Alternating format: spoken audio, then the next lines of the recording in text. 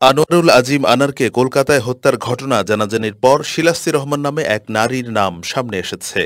তদন্ত সংশ্লিষ্টরা বলছেন, এমপিকে হত্যার জন্য কলকাতার নিউ টাউনে অভিজাত সঞ্জীবনী গার্ডেনের যে ট্রিপ্লেক্স ফ্ল্যাট ভাড়া নেওয়া হয়েছে সেখানে অবস্থান করছিলেন ওই নারী। মিশন ঘটিয়ে মূল কিলার আমানুল্লাহর সঙ্গে তিনি গত 15 মে দেশে ফেরেন।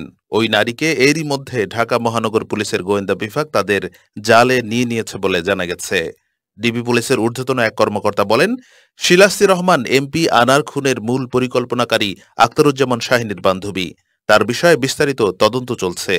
কলকাতার সূত্র জানায়, যে ফ্ল্যাটে এমপি আনারকে খুন করা হয়েছে সেটি 30 এপ্রিল আখতারুজ্জামান শাহীন ভাড়া নেন।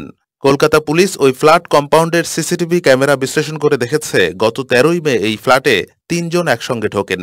তাদের মধ্যে 2 জন পুরুষ ও 1 জন নারী। একদিন সেখানে অবস্থানের পর ফ্ল্যাট থেকে বের হয়ে আসেন এক পুরুষ ও এক নারী। ধারণা করা হচ্ছে ওই নারী শিলাস্তি।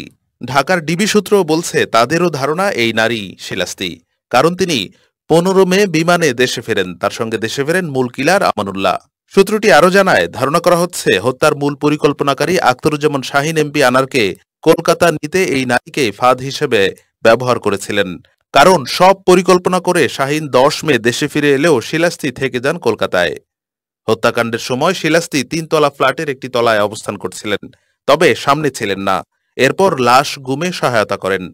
আমানুল্লাহ ও শিলাস্তি মিলেই এমপি আনারের মরদেহের একটি ট্রলি নিয়ে প্রথমে বের হয়েছিলেন বলে তথ্য রয়েছে।